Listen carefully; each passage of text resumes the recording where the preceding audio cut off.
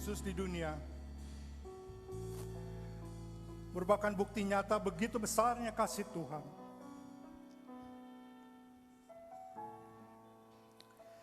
Ia yang adalah Allah Sang Pencipta, Allah yang Maha Kudus,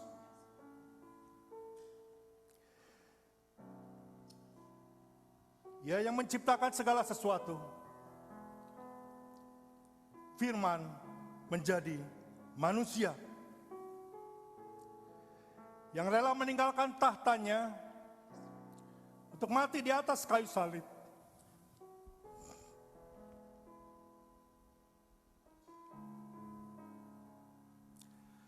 Untuk menyelamatkan setiap kita, manusia yang berdosa. Inilah kasih itu. Bukan kita yang telah mengasihi Allah, tetapi Allah yang telah mengasihi setiap kita,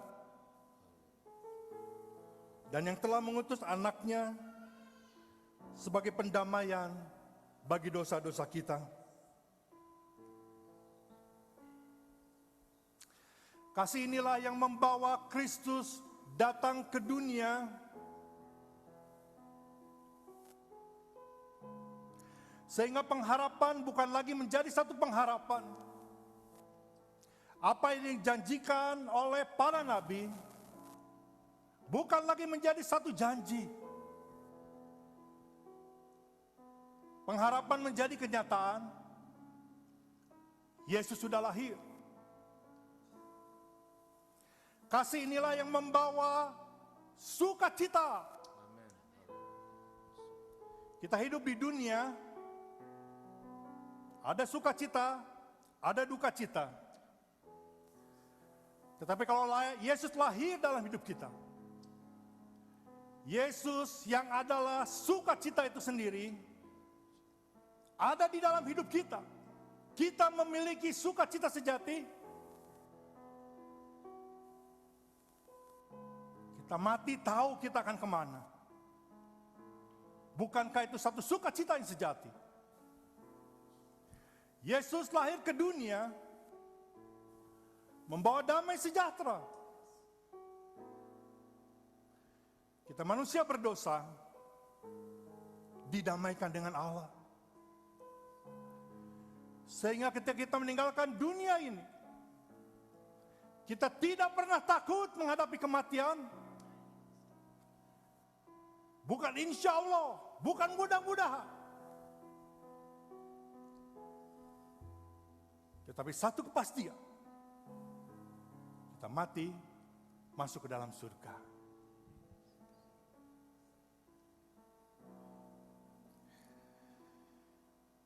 Kasih inilah yang memberikan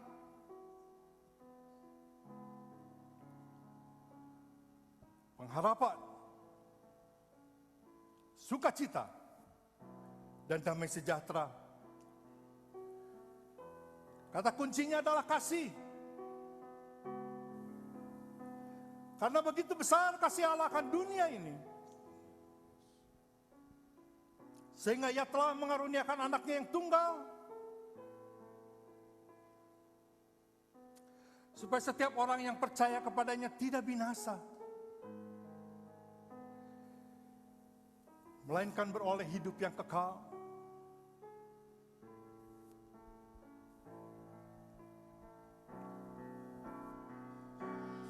Bagaikan langit yang membentang, begitu luas kasih Tuhan, tiada terhitung pertolongan-Mu dalam hidupku. Dalamnya semua bagaikan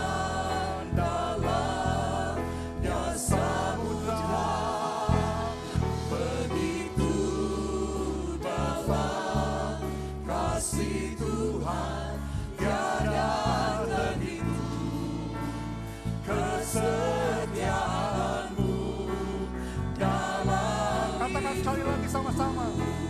Katakan dengan iman. Bagaikan langit yang membentang, begitu luas kasih Tuhan, tiada terhitung pertolonganmu dalam hidupku.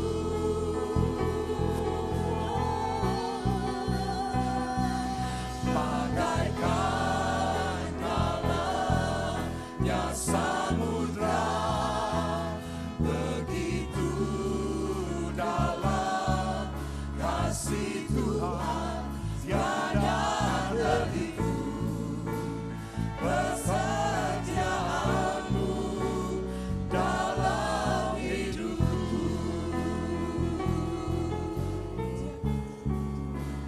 Tiada terhitung pertolonganmu, tiada terhitung kesetiaanmu, tiada terhitung kesetiaanmu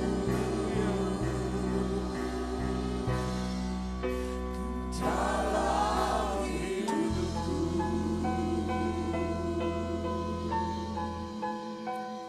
Haleluya.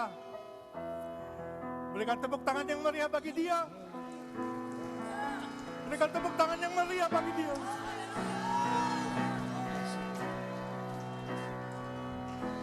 Bapa, kami mengucap syukur.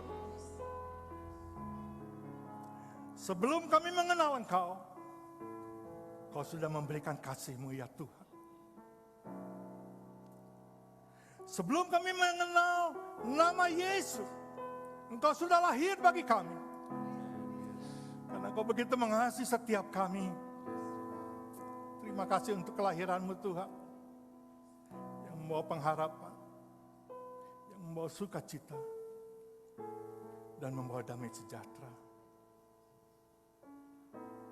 Biarlah kasih itu memenuhi setiap kami sore hari ini Tuhan. Biarlah kasih Kristus lahir dalam kehidupan kami Tuhan. Jangan lewatkan.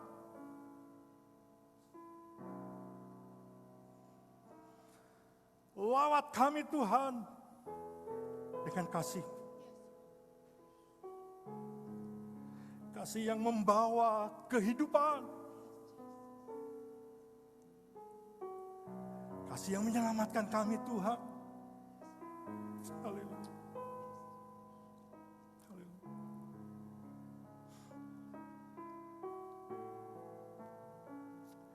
Terima kasih Tuhan. Kami percaya Kau hadir dan memberkati setiap kami. Dalam nama Yesus kami berdoa. Sama-sama katakan amin. Silakan duduk Bapak Ibu Saudara. Selamat sore, baik yang ada di dalam ruangan maupun mengikuti secara Zoom. Saya rindu membacakan bagian firman Tuhan di dalam kitab Yohanes pasal yang ketiga, ayatnya yang ke-16.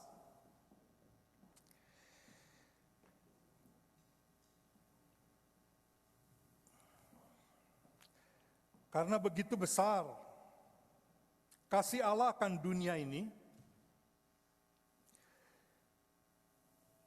sehingga Ia telah mengaruniakan anaknya yang tunggal, supaya setiap orang yang percaya kepadanya tidak binasa, melainkan beroleh hidup yang kekal. Mungkin kita baca sama-sama ya. Kita baca sama-sama. Saya percaya ini bukan satu ayat yang asing bagi kebanyakan Bapak Ibu Saudara. Tapi saya percaya Tuhan akan berbicara secara lebih spesifik di hari yang sangat spesial ini. Saya harap Bapak Ibu Saudara pulang dari rumah ini, dari tempat ini, dari gereja ini, sudah bisa mengalami kasih Kristus yang sejati. Amin. Mari kita baca sekali lagi sama-sama 1, 2, 3. Karena begitu besar kasih Allah akan dunia ini, sehingga ia telah mengaruniakan anaknya yang tunggal, supaya setiap orang yang percaya kepadanya tidak binasa, melainkan beroleh hidup yang kekal. Karena begitu besar kasih Allah, ini kalimat yang diungkapkan oleh Yohanes ketika ia mencoba menggambarkan keberadaan Allah. Seberapa besar kasih Allah? Apakah kasih Allah yang begitu besar karena dunia ini begitu besar? Apakah Yohanes sedang membandingkan kasih Allah yang begitu besar dibandingkan dengan dunia yang begitu besar, alam semesta yang begitu besar? Kita tahu sampai saat ini, teknologi yang paling canggih tidak pernah tahu seberapa besar alam semesta ini. Apakah ketika Yohanes mengatakan karena begitu besar kasih Allah, dia sedang membandingkan, oh alam semesta begini besar, kasih Allah itu seperti itu.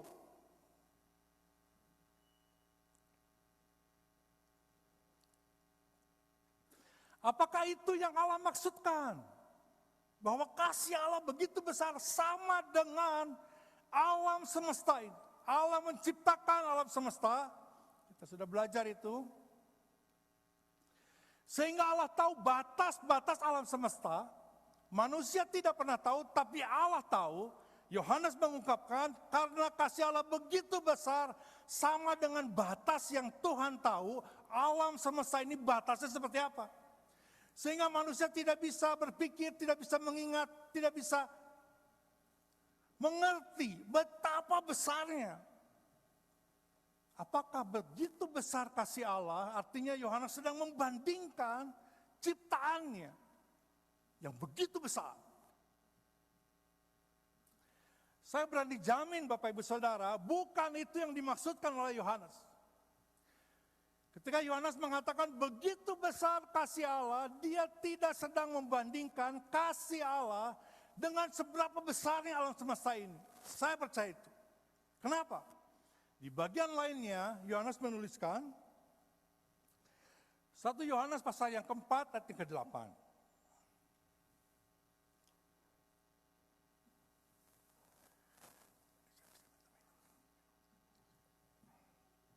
Saya bacakan bagi Bapak Ibu Saudara. Barang siapa tidak mengasihi, ia tidak mengenal Allah, karena Allah adalah kasih.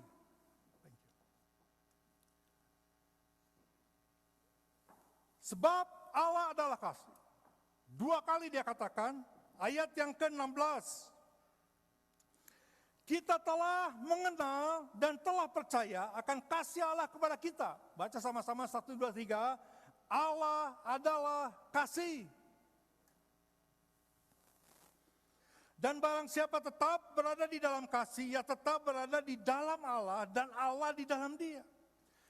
Dari 2 ayat ini kita memahami bahwa ketika Yohanes berkata, karena begitu besar kasih Allah akan dunia ini, Yohanes tidak sedang membandingkan besarnya kasih Allah dengan besarnya alam semesta. Kenapa? Allah adalah kasih. Artinya Allah lebih besar dari kasih. Kasih bukan Allah.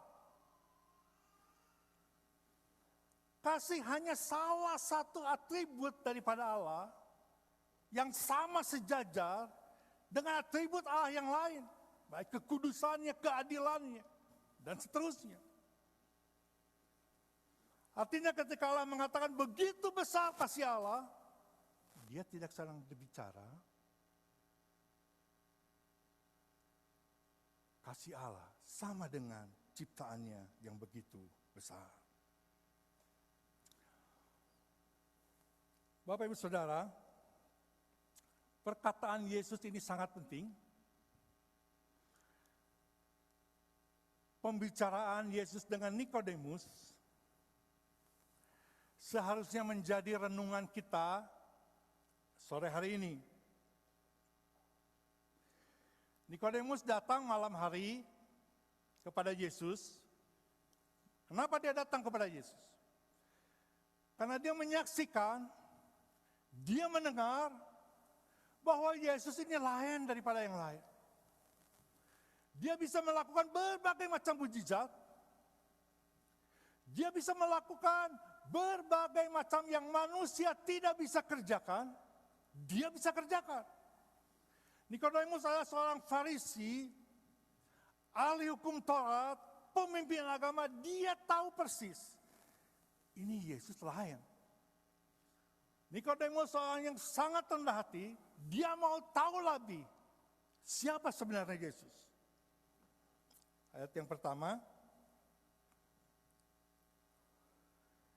adalah seorang Farisi yang bernama Nikodemus, seorang pemimpin agama Yahudi. Ia datang pada waktu malam kepada Yesus dan berkata, "Rabi, kami tahu bahwa engkau datang sebagai guru yang diutus Allah.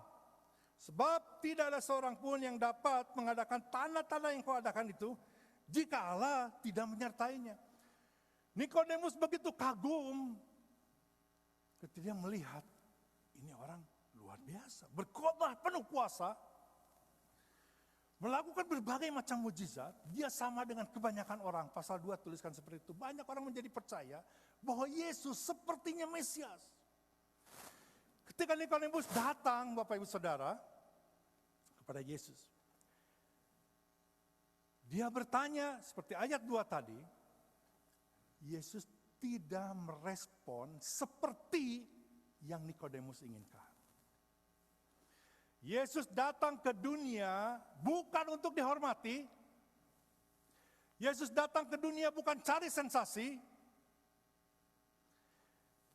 Yesus datang bukan untuk mencari orang-orang pemimpin agama dekat dengan dia supaya dia bisa melakukan berbagai macam hal. Tidak.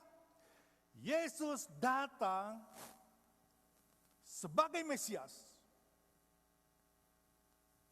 yang menyelamatkan manusia berdosa. Dalam hal inilah Nikodemus tidak mengerti mengapa Yesus harus datang ke dunia.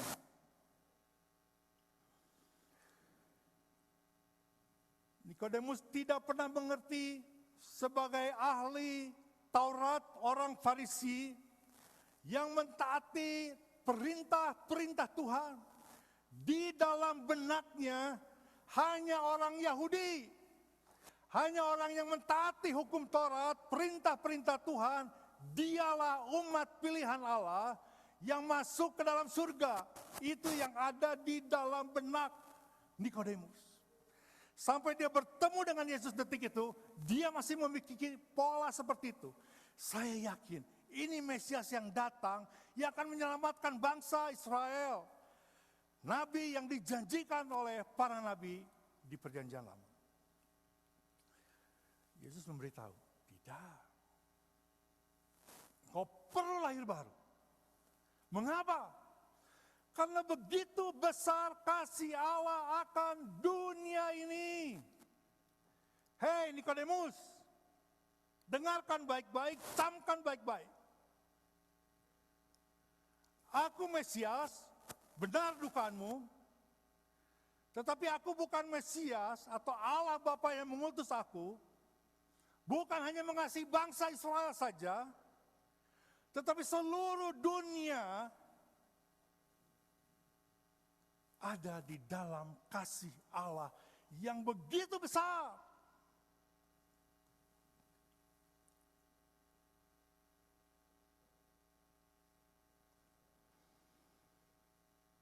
Mengapa?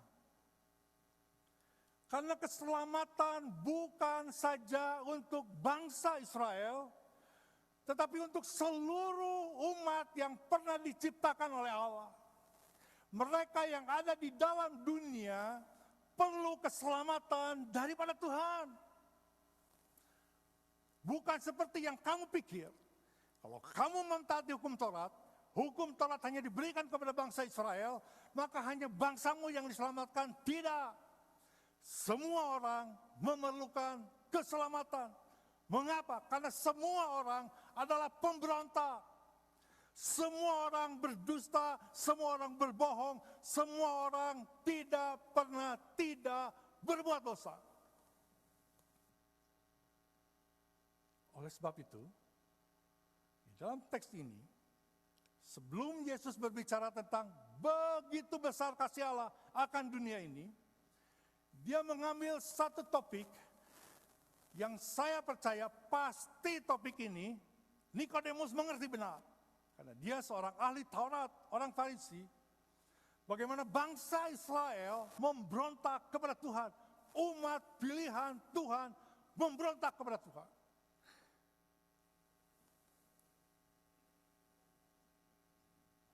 Yohanes pasal 3, 14 dan 15. Ini kisah sebelum Yesus menjelaskan karena begitu besar, dia mengambil sejarah bangsa Israel yang memberontak kepada Tuhan. Yohanes pasal 3, 14 dan 15. Dan sama seperti Musa meninggikan ular di padang gurun, demikian juga anak manusia harus ditinggikan. Supaya setiap orang yang percaya kepadanya beroleh hidup yang kekal. Kisah ini dituliskan di dalam kitab Bilangan pasal 21, 4-9. Bapak Ibu Saudara bisa renungkan di rumah. Saya ceritakan sedikit supaya kita bisa sama-sama memahami kenapa Yesus mengambil topik ini disampaikan kepada Nikodemus. Kita harus ingat, kita tahu, kita sudah sama-sama belajar bahwa bangsa Israel bukan satu kali saja memberontak kepada Tuhan. Berkali-kali. Tetapi kenapa Yesus hanya mengambil yang ini saja? Yang terjadi di dalam kitab Bilangan pasal 21. Ayat 4-9. 39 tahun, 6 bulan, Allah memimpin bangsa Israel keluar dari Mesir. 39 tahun, 6 bulan ketika peristiwa ini terjadi. Allah memimpin bangsa Israel dengan begitu dahsyat. Keluar dari bangsa Mesir dengan mujizat yang tidak pernah satu pun bangsa di dunia mengalami pengalaman yang sama dengan Israel. Mujizat Tuhan dilakukan secara luar biasa. Kita sudah tahu itu semua. Keluar dari Mesir, 39 tahun, 6 bulan, bangsa Israel dipelihara, dilindungi, dijaga, tidak pernah kelaparan. Walaupun mereka tidak pernah menabur, tidak pernah menuai, Tuhan kirimkan makanan. Perlu air di padang gurun, Tuhan beri. Alkitab menuliskan, pakaian aja tidak rusak, 39 tahun saudara. Tali kasut tidak pernah rusak, Tuhan pelihara secara luar biasa. Secara luar biasa. Tinggal beberapa saat lagi masuk ke tanah Kanaan. Apa yang dituliskan di sana? Ayat yang kelima, Bilangan 21, ayat yang kelima. Lalu mereka berkata-kata melawan Allah dan Musa, mengapa kamu memimpin kami keluar dari Mesir? Bapak Ibu Saudara, bukankah kita ingat ketika bangsa Israel ada di bawah penjajahan di Mesir? Mereka berteriak, Tuhan tolong, aku begitu menderita. Mengapa kau meninggalkan aku? Tolong aku Tuhan. Tuhan mendengar jeritan bangsa Israel. Dan Tuhan menyelamatkan mereka keluar dari penjajahan bangsa Mesir. Tapi sekarang pasal 21 ayat yang kelima, setelah berjalan 39 tahun, 6 bulan. Lalu mereka berkata melawan Allah dan Musa, mengapa kamu memimpin kami keluar dari Mesir? Supaya kami mati di padang gurun ini, sebab di sini tidak ada roti, dan tidak ada air, dan akan makanan hambar ini kami telah muak. Saudara, nggak usah cari duit, nggak usah bekerja keras, makanan datang setiap hari, minuman ada setiap hari. Mereka mesti mengatakan seperti ini. Mereka komplain kepada Tuhan. Mereka memberontak kepada Tuhan.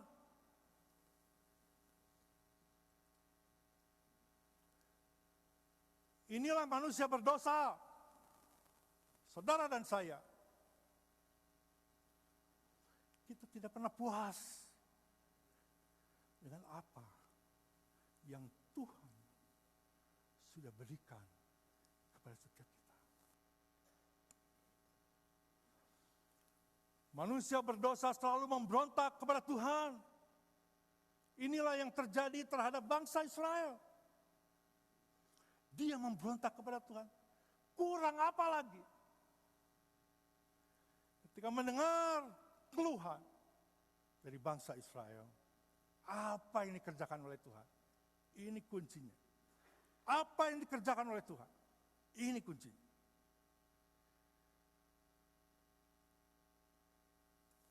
Ayat yang ke-6.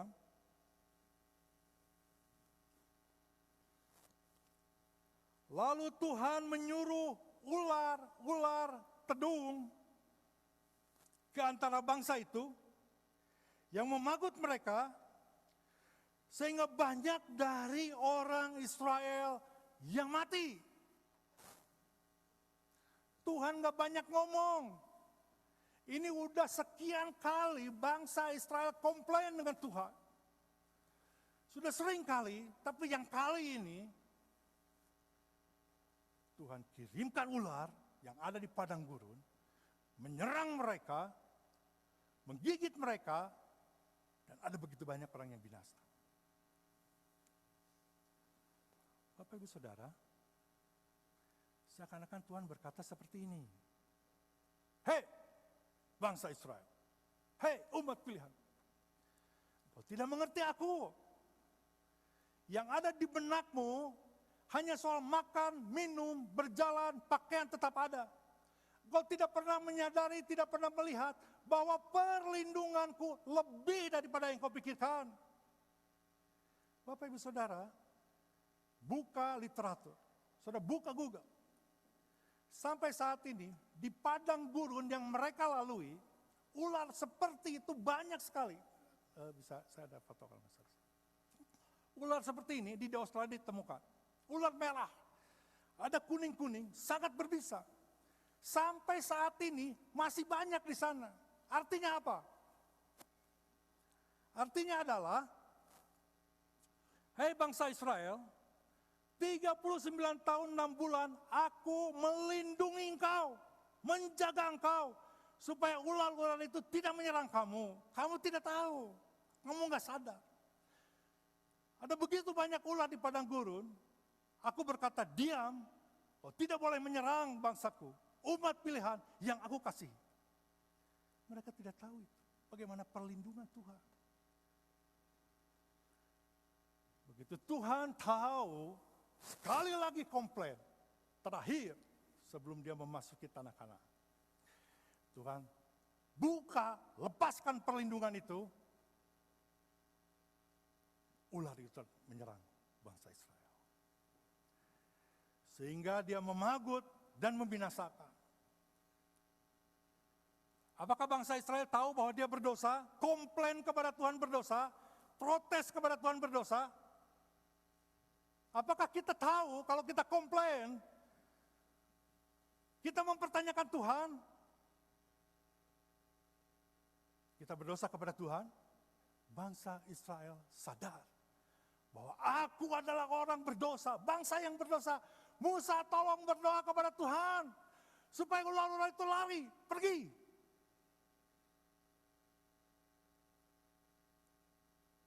Ayat yang ke-7, kemudian datanglah bangsa ini mendapatkan Musa dan berkata, kami telah berdosa. Saudara, kalau kita sudah komplain sama Tuhan, tidak puas dengan bagaimana Tuhan memelihara kita, sampai dengan bangsa Israel, kami sudah berdosa. Sebab kami berkata-kata melawan Tuhan dan kau berdoalah kepada Tuhan supaya dijauhkannya ular-ular ini daripada kami. Lalu Musa sebagai imam, sebagai perantara umat pilihan Allah dengan Allah, dia berdoa seperti yang diinginkan oleh bangsa Israel. Kurang lebih, Allah tolong jauhkan ular-ular ini. Jangan lagi menyerang umat pilihan yang kau kasih. Kau mendengar bahwa mereka sadar bahwa mereka sudah berdosa di hadapan Tuhan. Tolong jauhkan ular-ular ini. Apa jawaban Tuhan? Apa jawaban Allah? Ayat yang ke-8.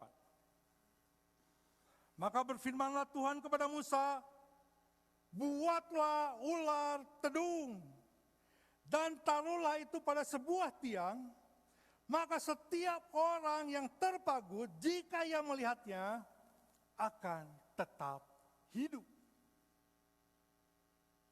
Lalu Musa membuat ular tembaga dan menaruhnya pada sebuah tiang, maka jika seorang dipagut ular dan dia memandang kepada ular tembaga itu, tetaplah ia hidup. Bapak Ibu Saudara, jemaat sekalian, Tuhan tidak melindungi bangsa Israel dari ular-ular, tetapi Tuhan membuka satu solusi. Ular-ular itu akan tetap ada di bangsa Israel, akan tetap menyerang, akan tetap menggigit, tapi Tuhan punya solusi. Setiap orang yang digigit oleh ular, yang berbisa itu, supaya dia tidak mati, supaya dia sembuh, hanya cukup memandang kepada patung ular tedung yang ditinggikan oleh Musa seperti perintah Tuhan. Sebelum saya lanjutkan, jangan salah tafsir ya. Kita tidak sedang menyembah patung, bukan. Ada makna rohani di balik semua ini. Bukan berarti patung itu yang menyembuhkan, bukan. Ada makna rohani, ada gambaran yang Tuhan mau sampaikan 1.500 tahun kemudian. Setiap bangsa Israel yang digigit oleh ular, tergigit, begitu memandang kepada patung, dia sembuh, dia tidak binasa. Tapi ular itu tetap ada di situ. Ular itu tetap berkeliaran. Dia akan menggigit siapa saja yang dia mau gigit.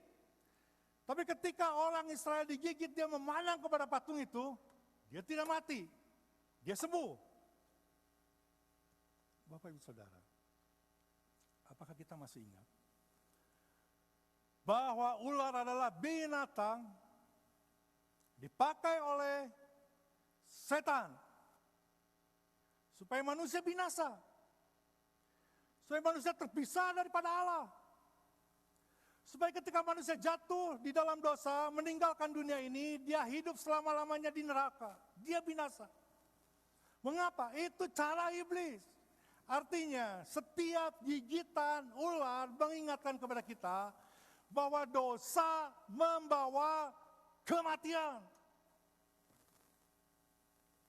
Dosa membawa kematian. Dosa membuat manusia terpisah dari Allah selama-lamanya. Itulah yang dimaksud dengan maut. Manusia terpisah selama-lamanya dari Allah. Ular menggambarkan betapa besarnya kuasa dosa yang memisahkan manusia berdosa dengan Allah. Satu-satunya solusi ketika memandang ular tedung, patung tembaga ular yang dibuat oleh Musa, orang itu menjadi sembuh. Inilah kenapa Tuhan Yesus mengambil gambaran pemberontakan Allah ketika dia berbicara dengan Nikodemus, mengambil sejarah di dalam Bilangan pasal 21 ayat yang ke-4 sampai ayat yang 9. Mengapa? Karena ada kaitannya. Ya, tolong dibuka sekali lagi. Yohanes pasal 3 ayat yang ke-14. Kita baca sama-sama ya. Kita baca sama-sama. yang ke-14 dan 15.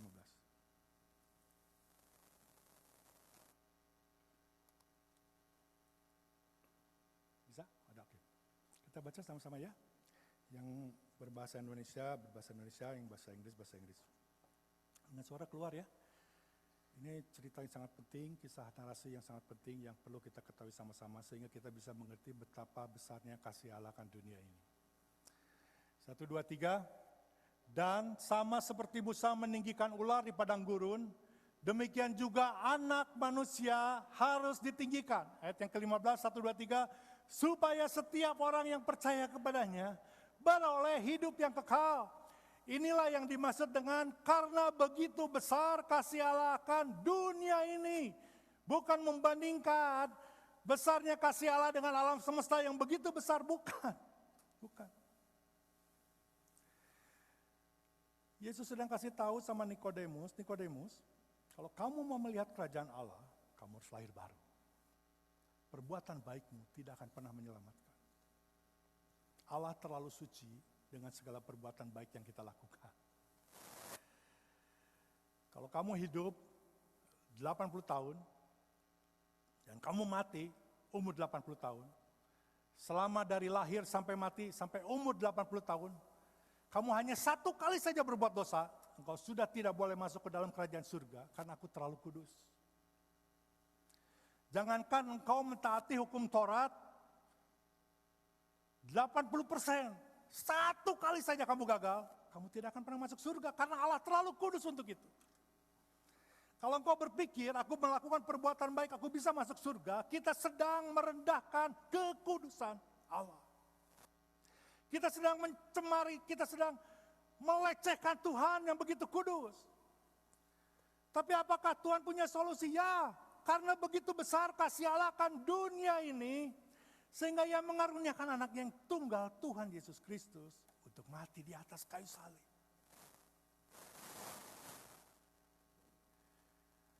Ada slide yang terakhir.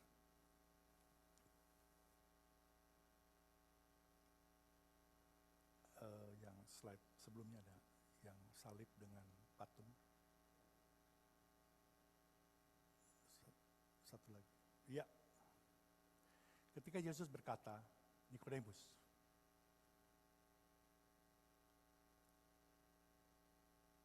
bilangan pasal yang ke-21, 4 yang 9, engkau sedang melihat aku. Setiap manusia berdosa di seluruh dunia ini, kalau dia mau datang kepada Tuhan, kalau dia mau bertobat kepada Tuhan, percaya kepada Tuhan, engkau akan sembuh, engkau akan pulih. Engkau akan memperoleh kehidupan kekal. Inilah kasih yang begitu besar. Ia yang tidak menyayangkan anaknya sendiri, tetapi yang menyerahkannya bagi kita semua. Bagaimanakah mungkin Ia tidak mengaruniakan segala sesuatu kepada kita bersama-sama dengan Dia? Mengapa kasih Tuhan begitu besar? Karena manusia berdosa. Dunia yang terisi oleh manusia-manusia pemberontak. Tuhan lebih mengasihi dunia yang memberontak, saudara dan saya, yang setiap hari komplain, berbuat dosa, mengecewakan Tuhan, dibandingkan dengan anaknya sendiri. Dia rela mengorbankan anaknya mati demi dunia yang berdosa. Bukankah itu begitu besar kasih Allah akan dunia ini?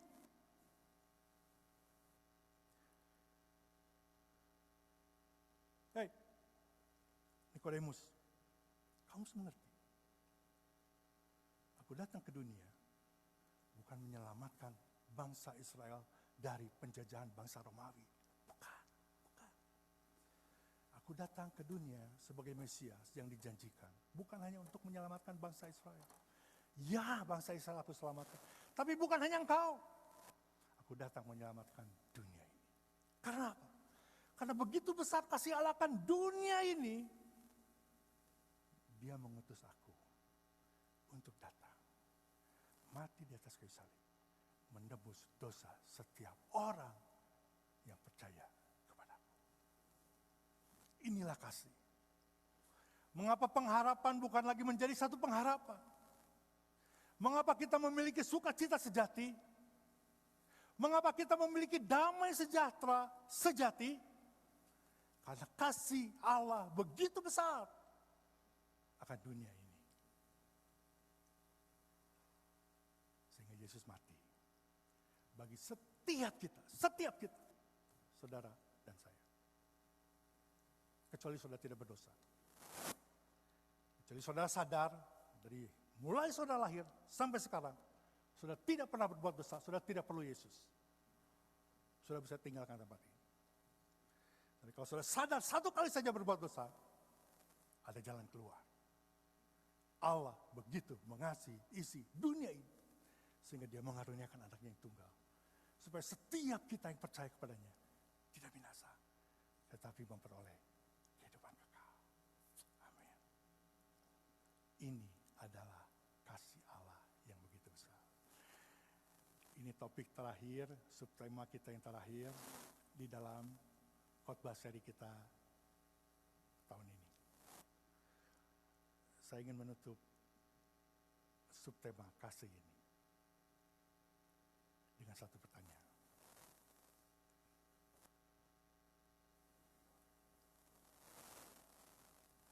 Sudahkah engkau mengalami pengharapan di dalam hidupmu? Atau kau kehilangan pengharapan akan masa depan?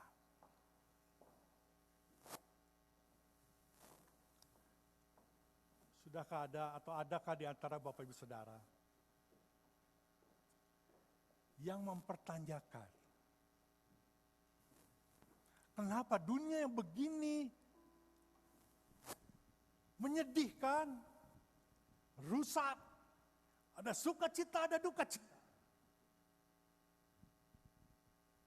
Sukacita berubah dengan duka cita hanya seperti kita membalikkan telapak tangan, begitu mudah. Hari ini bersukacita, mungkin 1 jam kemudian kita berduka cita.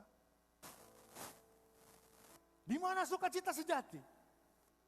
Saudara, Yesus lahir ke dunia bukan hanya ingin memperlihatkan keberadaannya sebagai anak Allah dan manusia yang sejati. Tetapi Yesus lahir ke dunia, dia rindu lahir di dalam kehidupan kita. Dia rindu lahir, dan ini tujuan utama.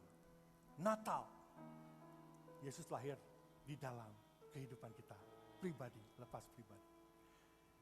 Maka pengharapan itu bukan lagi menjadi satu pengharapan. Iman adalah dasar dari segala sesuatu yang tidak kita lihat, tapi bukti. Artinya, kalau kita menerima Yesus sebagai Tuhan dan Juru Selamat, pengharapan bukan lagi pengharapan. Kita bukan insya Allah masuk surga, bukan. Yesus sudah menebus kita. Keselamatan menjadi bagian kita. Sukacita sejati menjadi bagian kita. Orang Kristen tidak pernah takut menghadapi kematian. Karena dia tahu itu justru langkah awal kita hidup di surga selama-lamanya. Haleluya. Sukacita.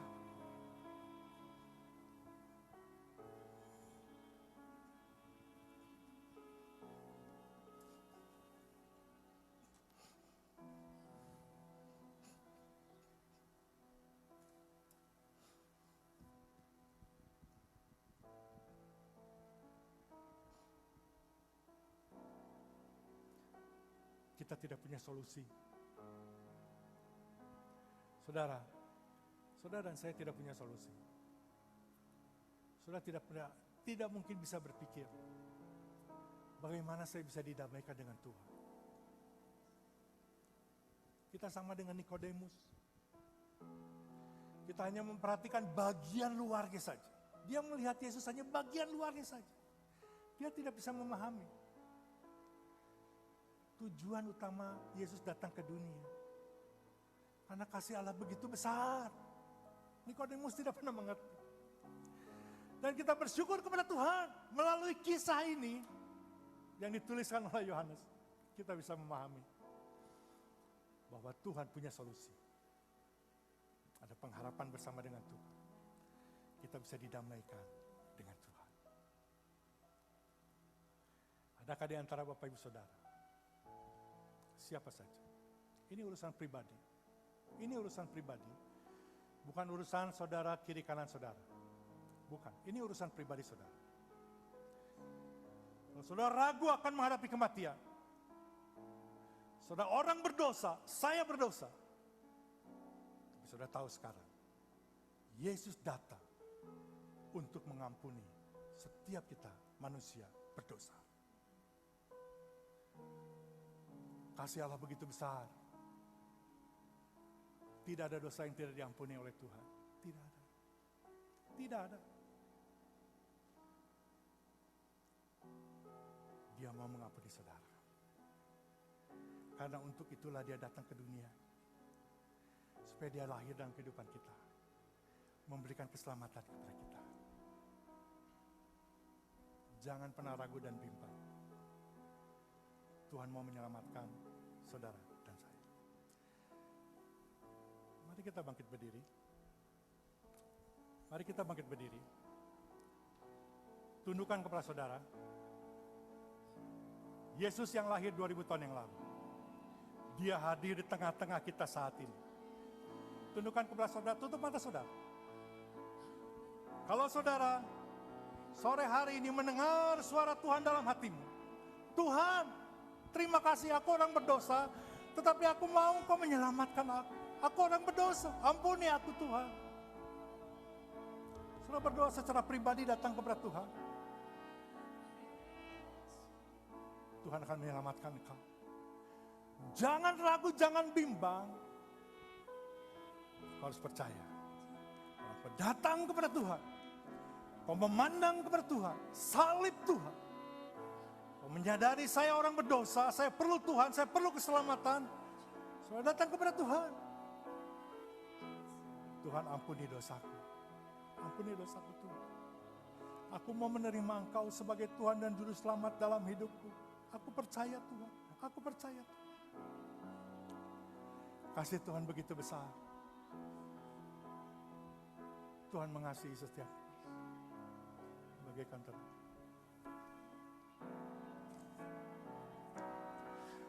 Bagaikan langit yang membentang, begitu luas kasih Tuhan tiada terhitung. Pertolonganmu dalam hidupku, Bagaikan dalamnya samudra,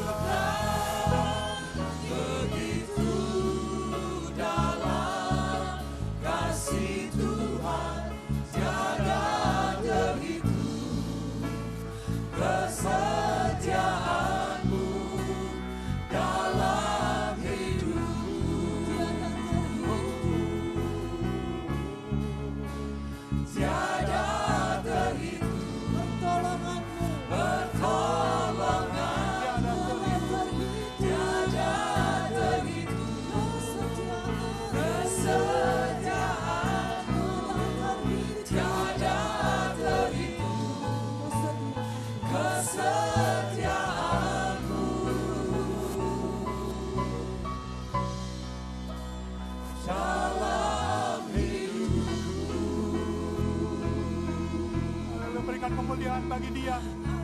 Berikan tepuk tangan yang meriah bagi Dia. Untuk kasih-Nya bagi setiap kita. Untuk pengorbanannya bagi setiap kita. Terima kasih Tuhan. Terima kasih Yesus. Terima kasih Tuhan. Terima kasih Yesus. Untuk kebaikan-Mu. Haleluya. Haleluya. Haleluya. Haleluya. Terima kasih Tuhan. Terima kasih Tuhan. Terima kasih. Kami percaya Tuhan, Kau bukan saja berbicara, tetapi Roh-Mu tidak akan pernah menyanyiakan kesempatan ini Tuhan. Cengkram setiap orang yang ada di tempat ini, yang datang kepadamu Tuhan. Aku orang berdosa, aku perlu keselamatan. Aku mau menerima Engkau sebagai Tuhan dan Juru Selamat dalam hidupku. Tuhan, materaikan kebenaran firman Tuhan ini dalam hidup.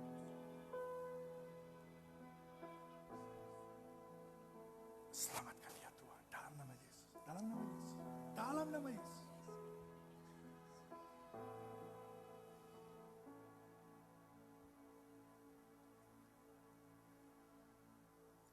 Kasih Tuhan mengalir atas hidupmu.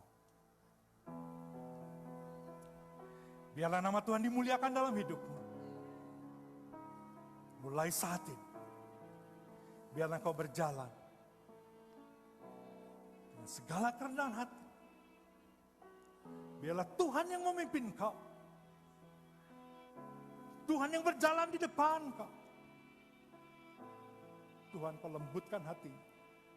Jadi anak-anak yang mendengar suara dan mentaati Engkau Tuhan. Biar dunia tahu ada kasih Yesus yang mengalir atas hidupku. Supaya melalui kehidupanku, kasih itu mengalir. Nama Tuhan dimuliakan, nama Tuhan ditinggikan. Engkau diejawantahkan di dunia ini ya Tuhan. Haleluya. Bapak pakai orang-orang yang seperti itu, baik yang mengikuti secara online maupun yang ada di tempat ini, untuk menerangi dunia ini dengan kasih-Mu ya Tuhan. Dan bagi anak-anak-Mu yang sudah menjadi anak-anak-Mu ya Tuhan, yang sudah menerima Kau sebagai Tuhan dan Juru Selamat, hamba-Mu berdoa, Tuhan, pakai dia lebih lagi untuk menyatakan kasih, mengasihi Engkau dengan segenap hati, segenap jiwa, segenap akal budi, segenap kekuatan, dan mengasihi sesama seperti diri sendiri, seperti Engkau mengasihi mereka. Bukakan matanya untuk melihat bagaimana Engkau melihat sesama kami ya Tuhan, untuk membagikan kasih ini. Terima kasih untuk kelahiran-Mu. Terima kasih untuk penebusan-Mu. Dan terima kasih untuk kehadiran-Mu di tempat ini. Di dalam nama Yesus kami berdoa. Sama-sama katakan, amin. Berikan tepuk tangan yang meriah bagi Dia. Silakan duduk Bapak Ibu Saudara. Mari Kita jemaat akan Tuhan bangkit mendengarkan. berdiri, katakan Juru Selamat. Juru Selamat. Sehingga jemaat Tuhan bangkit berdiri. Kristus Tuhan, Dia firman yang jadi manusia, bawa pengharapan bagi kita. Terima kehidupan yang penuh dunia, Juru Selamat dunia.